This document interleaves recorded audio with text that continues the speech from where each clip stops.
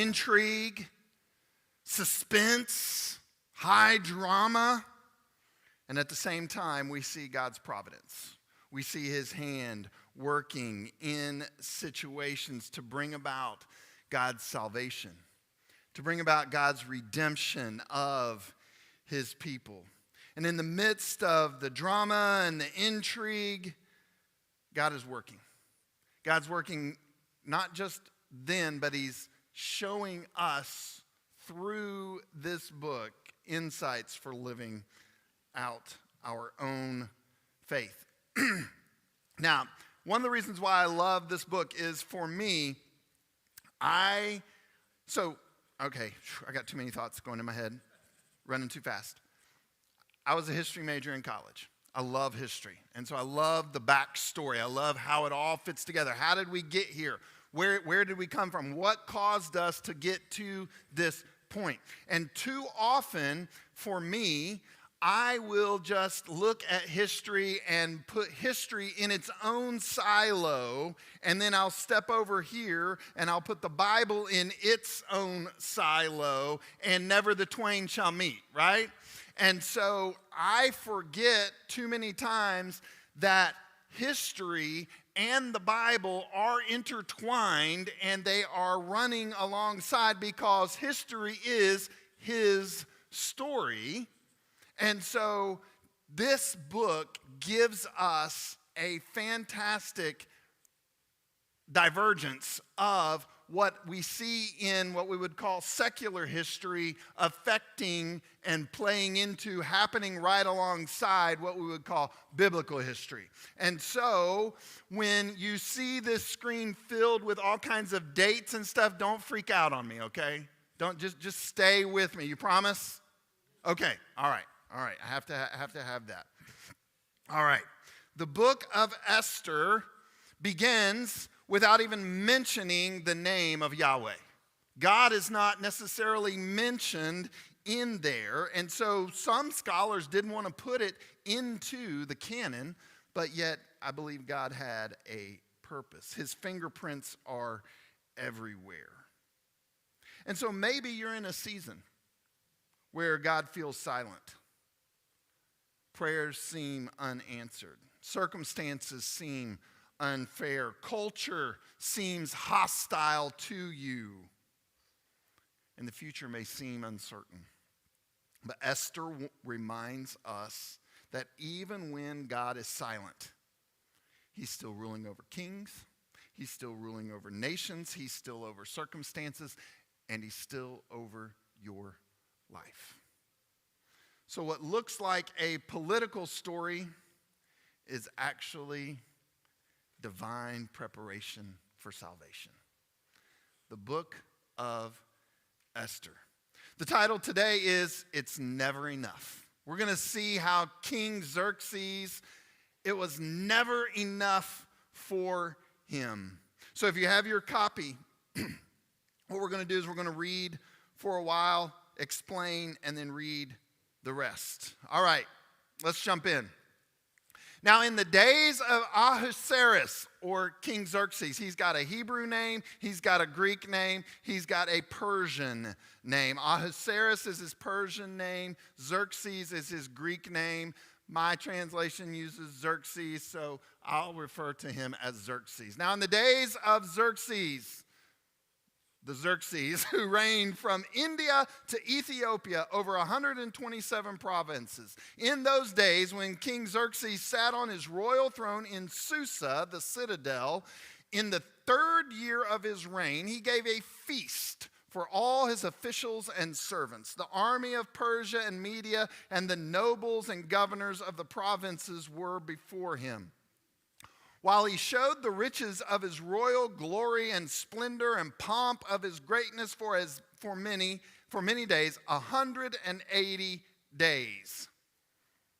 And when he had shown the riches of his glorious kingdom and the splendor of his majesty for 180 days, he made a feast for all the people who were present in Susa the citadel, both great and small, 7 days in the court of the garden of the king's palace.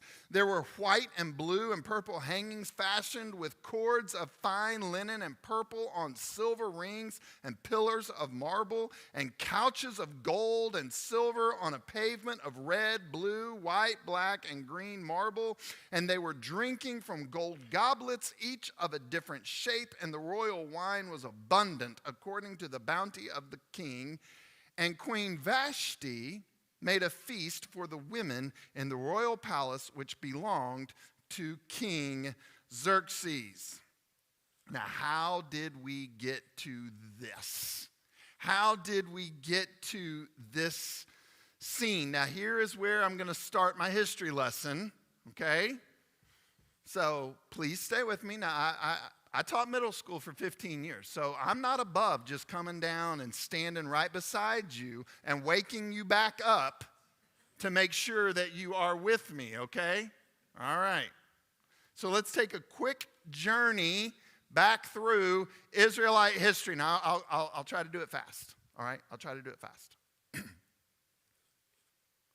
Oops. Okay. I'm just going to start at the United Kingdom. The Israelite kingdom, when it was united, we only had 3 kings. We had Saul, then David, and then Solomon. 933 BC. Solomon dies, and the kingdom splits. You have 10 tribes, which were the northern kingdom, which was called Israel. You had 2 tribes, Benjamin and Judah, which was the southern kingdom, and it was called the kingdom of Judah. 722, after many warnings by prophets, 722, the Assyrians take over the northern kingdom of Israel, and they scatter Jews all over the world. They came in, they invaded, they defeated, and then scattered them all over the world, all over their kingdom. 605 BC, the Babylonians, led by Nebuchadnezzar, defeat Judah. And that's when Daniel, Shadrach, Meshach, and Abednego, maybe you've heard of them, they were taken captive into Babylon. While they are there in 604 BC, Daniel chapter 2, Nebuchadnezzar has a dream. And in that dream, he has a statue. And it was gold, silver, bronze, and iron. And Daniel interprets this dream for him. And he says there are 4, this statue represents 4 different empires that are going to arise. You are the gold. You are the head. And then you're going to have another kingdom and another kingdom and another kingdom. And we've seen this play out in history because Babylon was defeated by the Medo-Persian Empire, who was then defeated by Alexander the Great in Greece, who was then defeated by the Roman Empire. So Nebuchadnezzar's dream in Daniel chapter 2 played out in world history. Okay. 586 BC, Jerusalem is destroyed by the Babylonians. They destroy the temple. They destroy the walls around. They destroyed Jerusalem. 539 BC, the Babylonian Empire is taken over by the Medo-Persian Empire in Daniel chapter 5. The handwriting on the wall that you had happen, the Mede and Persians came in and overtook the Babylonian Empire. And that's when a guy named Darius, who was a Mede, took over Babylon, and that's when you have Daniel in the lion's den happen. All right, 538 BC, Cyrus the Great, who was a Persian, he lets the Jews return to Jerusalem. They were led by one of my all-time favorite biblical names, Zerubbabel. I've wanted to name a child Zerubbabel, but my wife nixed that. I've tried for 4 dogs to get Zerubbabel, but I can't even get it for there. But that's in Ezra chapter 1. 516 BC, Ezra chapter 6, the rebuilding of the temple in Jerusalem is complete. Now in 492, I'm going to jump out of the biblical history, and a guy named Darius, who was a Persian, not the same Darius as in Daniel, but Darius I, a Persian, he invades Greece. And in 490, we have the Battle of Marathon. Mitch Ralston runs this 26.2 miles for some reason. I don't know why, but he does, and so do many people. But it comes from this Battle of Marathon where the Persians invaded Greece, and the Greeks defeat the Persian army. And so Darius goes back to Persia, back to Susa in defeat. Darius the first dies, and his son Xerxes succeeds him. And so in 484 BC, Xerxes holds a banquet. Where did we read about that? Esther chapter 1. He holds a banquet to raise support because he wants to go back and invade Greece again to avenge his dad. And so then he has this big 6-month-long party that we just read about, that we're going to explore more. He has this 6-month-long party to raise funds, and then in 480 he goes and we have the Battle of Thermopylae. Now maybe you've heard of this one. Leonidas, the Greek, he battles Xerxes' army. You've got the famous stand by the 300 Spartans. Maybe you've seen the movie 300. All right, that is actually coinciding with biblical history. Now, if you've seen that movie, you understand that the Persians won the battle, right? Lost many men, but in this same time frame, the Persians lost a naval battle to the Greeks. And so they go home having been defeated, and they never actually, that was the beginning of the end of the Persian Empire, and the Greeks are then on the rise. But after they get home, this is when Xerxes, in 479 BC, Esther becomes queen of Persia in Esther chapter 2, and then we'll get to Haman's rise in 473, and then in 465 BC, Xerxes becomes the king.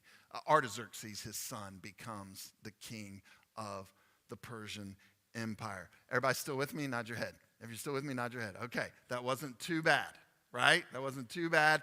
But what my point is history is happening along with what's going on with the Bible, and who is in control of it all?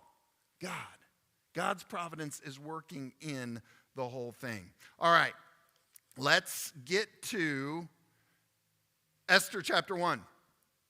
Xerxes, he's the 4th king in the Persian Empire. Cyrus the Great let the Jews go back home. He was followed by Cambyses, Darius the First, and then Xerxes. And it says he ruled over 127 provinces. He ruled all the way from the Indus River, all of this territory, over into what is modern-day Africa, what we would call Kush or Ethiopia. They had 4 different capitals, because what would happen is they would just take over another empire, and whatever capital that was, just that castle, that became like a summer home for them. And so when it says he's in Susa, he is in the administrative capital. There was Susa, there was Babylon, 2 more that you don't really care about, so I won't mention them. But we're looking at this area, Iran, Iraq. Maybe you've heard about those countries in the news lately, okay? And so what was happening then, still happening today. Trouble there. Verses 3 and 4. He's having a campaign to raise funds. He's raising support. He wants to go on a military invasion of Greece. He's trying to expand his empire, trying to avenge his father. And so 180 days, 6 months of whining and dining and political schmoozing and more whining and emphasis on whining. And then we come to verse 5, and it's the final 7 days, and they're going to give this final 7-day banquet, and they're not just inviting all of the political influencers from all of these different 127 provinces. He's inviting everybody within the citadel of Susa. And it's showing his opulence, showing his extravagance. When you read through there, the decor, purple and blue, those were the most expensive colors that you could have. Each wine goblet, no wine goblet was like the other. They were all different. He just didn't go to Walmart and pick up the red Solo cup pack. I mean, they were all different. And it says that the king's wine in verse 7 flowed liberally. It was abundant. Now, why do they mention that? Because there was a custom that the people drank only as much and only when the king drank. Now, as we'll see, Xerxes is he's pretty drunk all the time, so it was okay. You could pretty much do what you wanted. But he suspended that custom, and he said everybody could drink as much as they wanted, however they wanted. His philosophy was drink early and often. Now, why would he do this? Why would he suspend the custom so that they could drink as early and often as they want? When my oldest son, was in kindergarten, we were in Chattanooga. He went to an Episcopal school down there. And I went to the fundraiser auction that they have every year. And we got there, and they had an open bar. And I was like,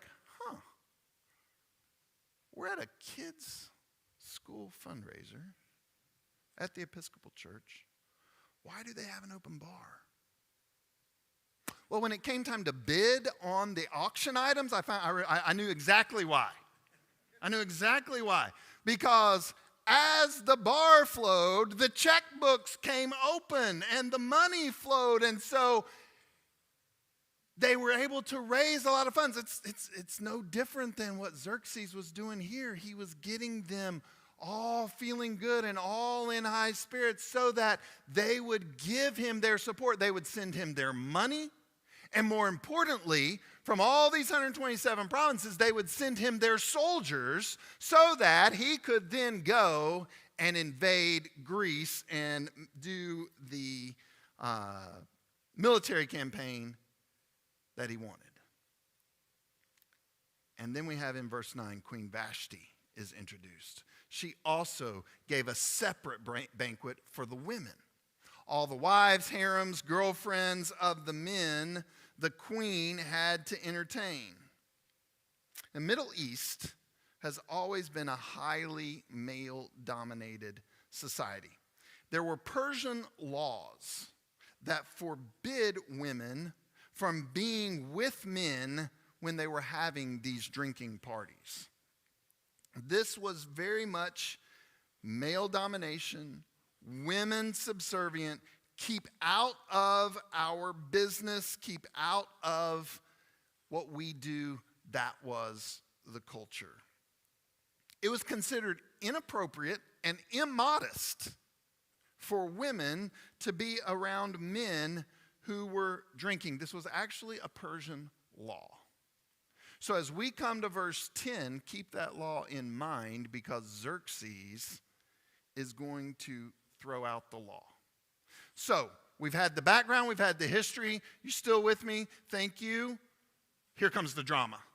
Here comes the drama. Let's go. Verse 10. On the 7th day, when the heart of the king was merry, that's a nice way of saying he was very drunk.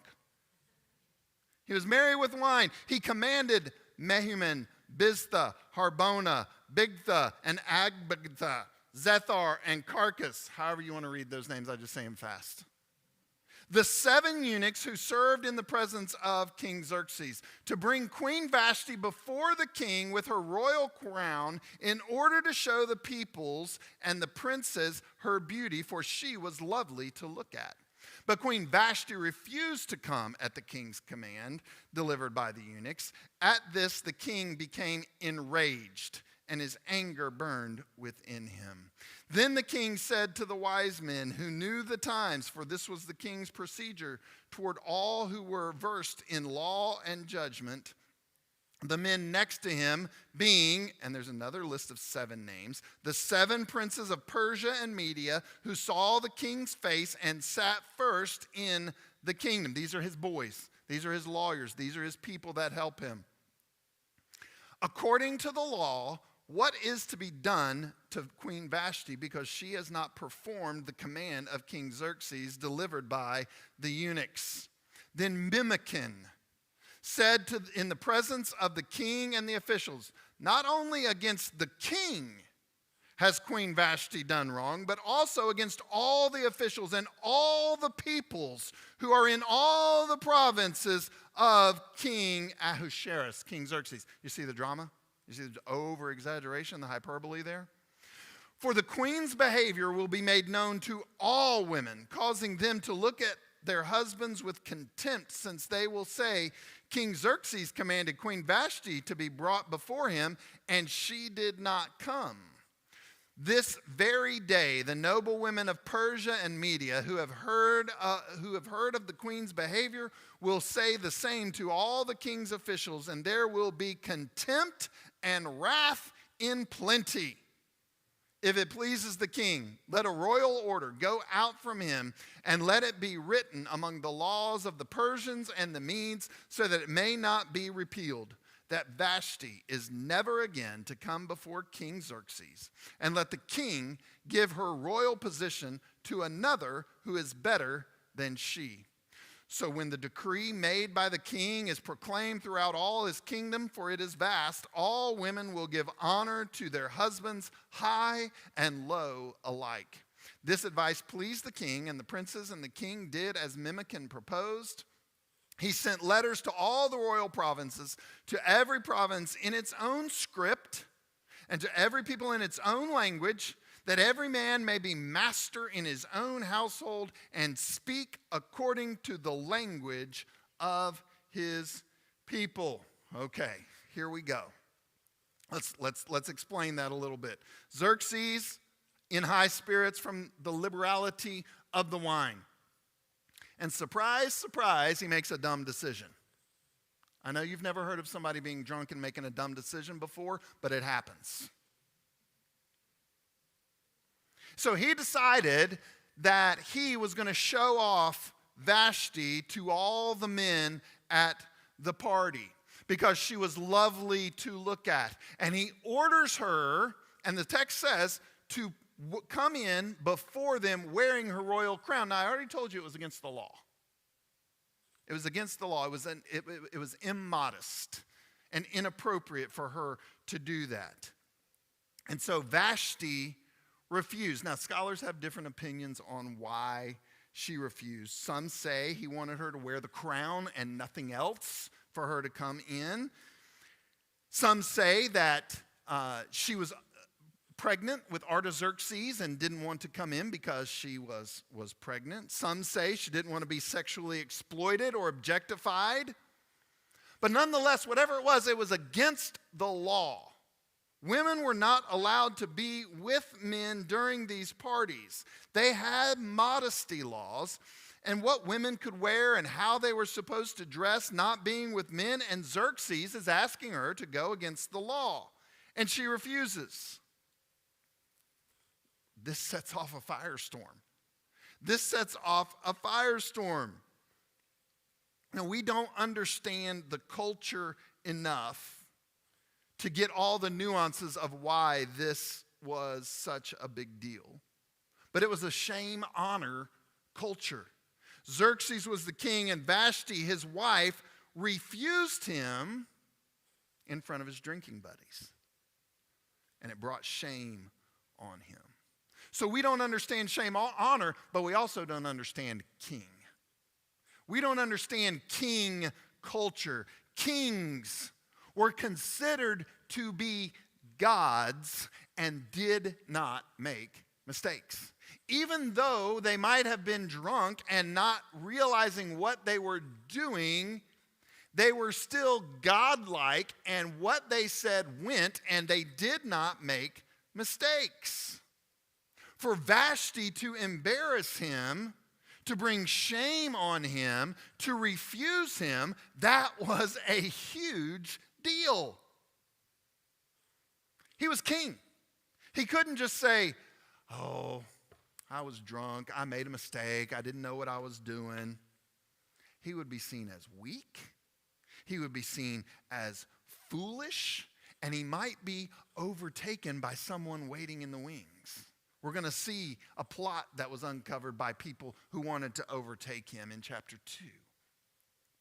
And so he had to come out with a big display to deal with Vashti. It is never enough. It's never enough. Xerxes, he's the most powerful man in the world, and yet he's insecure. He's insecure. He needed the praise of men.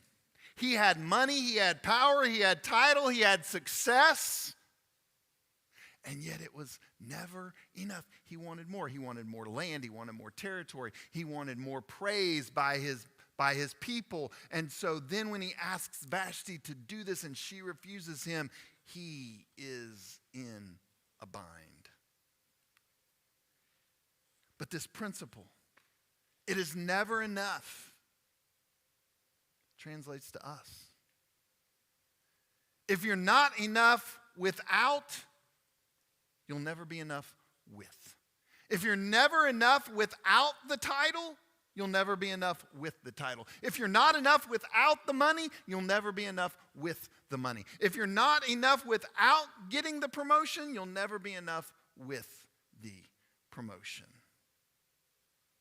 You've heard of many of athletes who have won the championship, whatever it was in their sport, and later on, after the lights go out and the confetti is cleaned up and the next season starts and they didn't win it again the next year, I've heard plenty of testimony of saying, I had it all, but I wasn't satisfied.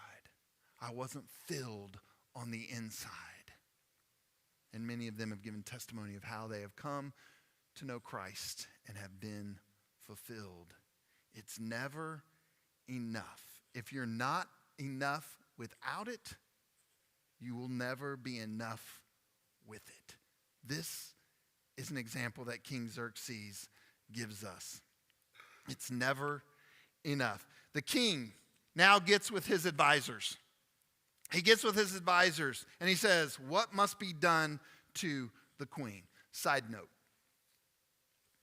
7-day banquet. On the 7th day, 7 eunuchs, 7 wise men. This is a message to Jewish hearers. Jewish hearers are hearing that Yahweh is at work. 7, the complete number, the number that shows God is at work. God is directly involved, even though it may not mention Yahweh by name. The message is clear to Jewish hearers that God is working. So the king has a problem. He's issued a highly disrespectful, inappropriate order. It involved immodesty. It involved dishonor. Culturally, this was not about Vashti standing up for herself. This was about Vashti would rather die than live the rest of her life with the shame that would come from the action she was asked to do. So in verse 16, a man named Mimikin steps in. Now you want to talk about Spin City. You want to talk about spinning this. Mimikin is a consummate politician. He blows this whole incident out of proportion. Politicians are great at taking a molehill and causing it to be a mountain. Mimikin does this. He blows the whole incident out of proportion, and with that, saves face, saves honor for King Xerxes. Mimikin says, Vashti didn't just do wrong by the king, but by all the nobles and all the people of all the kingdom. He says, once what Vashti did gets out, there will be a firestorm of rebellion, the likes of which has not been seen before. There will be no end of disrespect and discord. All marriages and all households will be in trouble. So to solve this, verse 19, we got to make a new law. We got to make a new law. And the law of the Medes and Persians cannot be repealed. We see this in the book of Daniel when we're talking about Daniel in the lion's den. Darius, the king there, was tricked into making a law, and it couldn't be repealed.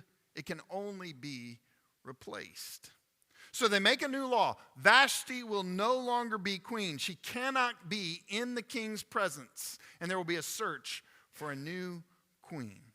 And the decree was written up and sent out. Now, King Darius I had developed an incredible postal system, a Pony Express type postal system that ran throughout the kingdom. It was elaborate and efficient, and we'll see it throughout the book. And so they send it out in everybody's different language, and they say all women must honor their husbands no matter their social status, and they must speak the language of their husband. So at the end of verse 22, the empire had many cultures, many languages, and Persians were different from other empires. They allowed people to keep their own language, and laws were written in all of the different languages. When the Greeks took them over, the Greeks saw this as a weakness, and the Greeks made everyone learn Greek. We're going to write our laws in Greek, and if you want to know them, you have to learn our language. But this decree that King Xerxes made put further restrictions on women. The men were to be the master of their house. Females, no matter, there were many different cultures, many different languages, and you had intermarrying among them throughout the kingdom. And so now the females had to come under their husbands and show proper respect by learning his language, further pushing them down. So that's the end of chapter 1. And at first glance, this can look disconnected from God's redemptive story. But this chapter is a setup for God placing Esther exactly where she's going to need to be to save his people later. God is working behind the scenes before anyone realizes it. So let's look at some application. How does this apply to us? What can we glean from this story? Earthly power is temporary. The king appears unstoppable, 127 provinces, wealth, influence, servants, armies, authority.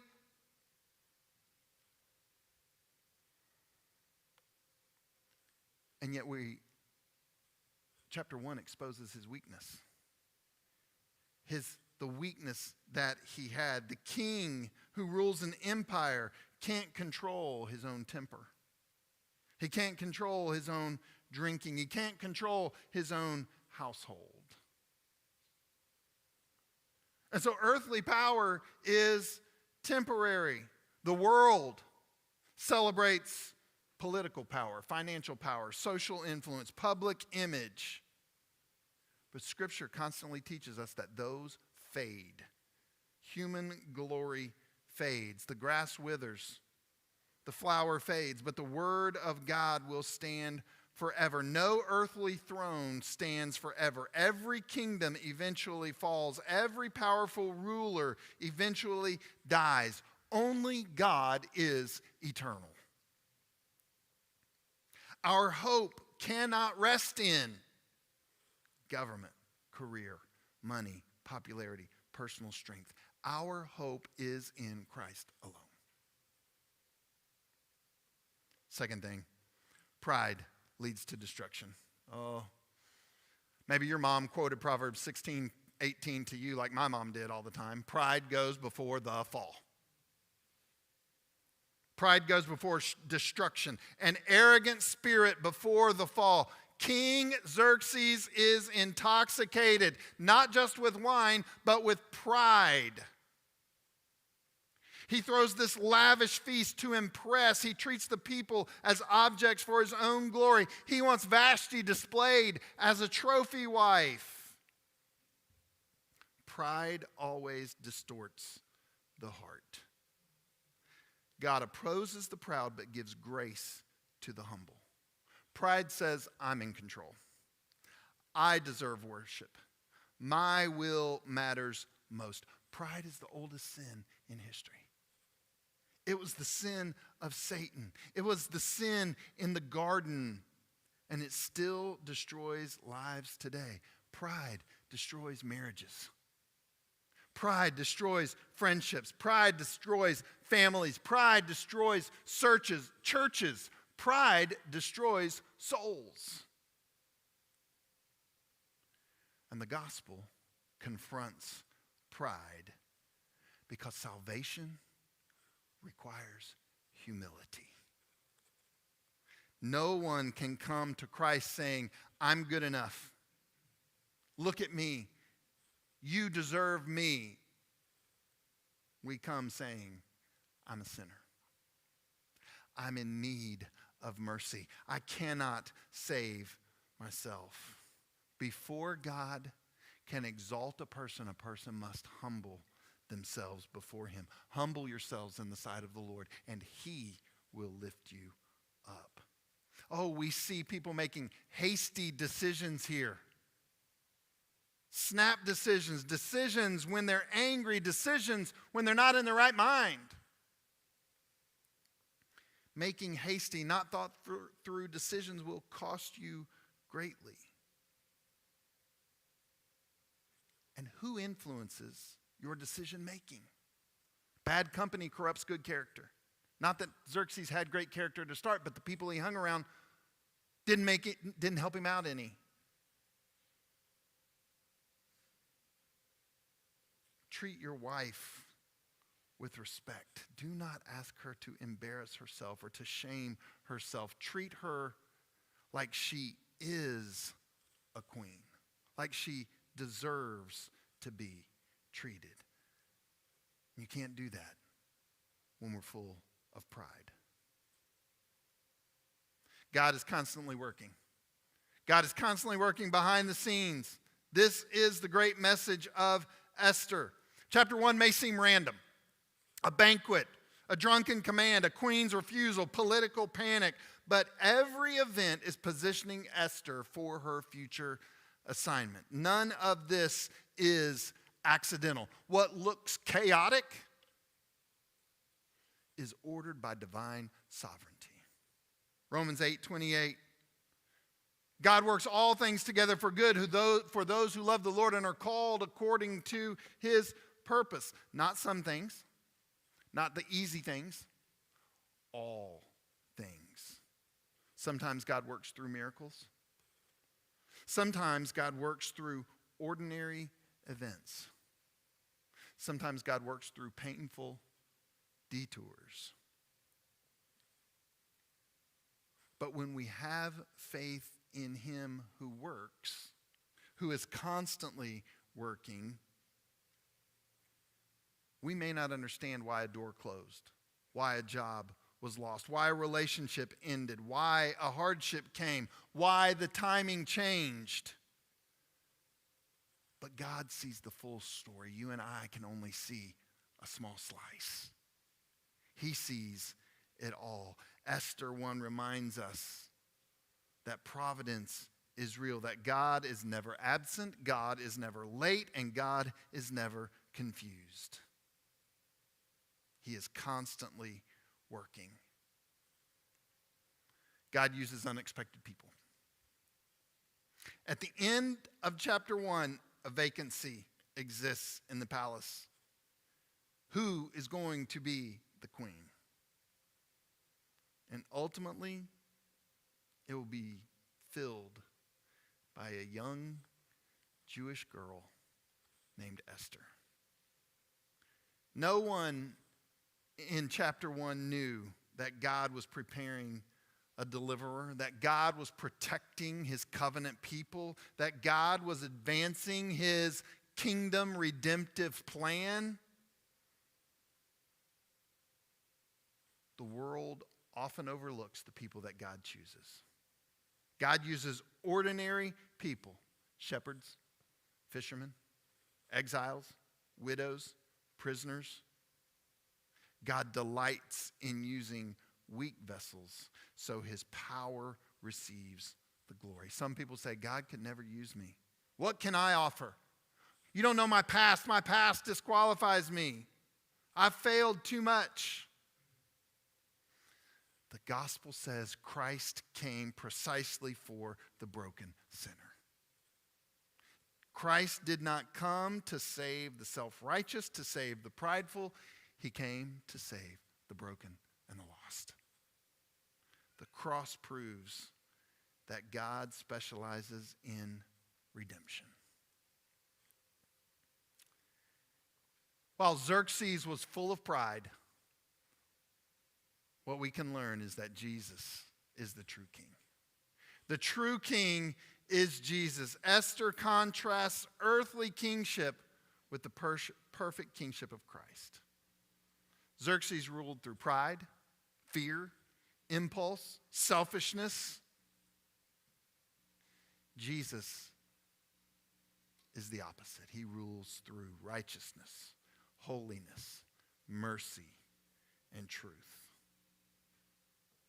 Earthly rulers demand to be served. Jesus came to serve. Earthly kings protect their own power. Jesus laid down his life for sinners. Earthly kingdoms fade. Christ's kingdom is eternal. The message of the gospel is this: every person is separated from God because of sin. No amount of good works, no amount of morality, no amount of religion, no amount of effort can erase the guilt that I have before God. But God sent his son. He sent Jesus to live the perfect life that I couldn't live. Sent him to die on the cross for my sin. He rose again from the dead, defeating sin. And now, to each of us, salvation is offered through repentance and faith, not by works, not by religion, by grace through faith. The question isn't, do I admire Jesus? Do I think Jesus was good? The question is, have you surrendered to him who is the one true king? What the world offers, it is never enough. But the message today